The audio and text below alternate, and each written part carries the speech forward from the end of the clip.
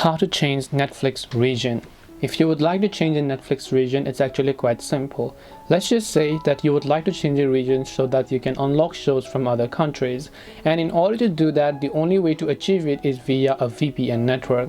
Now, you might use any of the VPN applications such as TouchVPN, TurboVPN, but personally, I don't like those. Let's say I want to connect to a US server. What I do is I download a US VPN itself. If I want to download or maybe connect to a Japan server, I just download a Japanese VPN itself. Now, depending upon which country you'd like to connect, just make sure to download that country's VPN and then now just go ahead and then open it.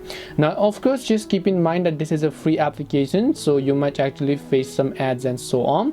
After you've done this, what you want to do is just tap the connect option. Depending upon what region you choose to connect over here, from which app you're connecting, whenever you go ahead and then relaunch a Netflix application, your region is actually going to get successfully changed. This way you can change Netflix region. Hope this video was very helpful. If you have got any more questions, feel free to leave them down below. Thank you very much for watching till the end, and see you soon in our next video.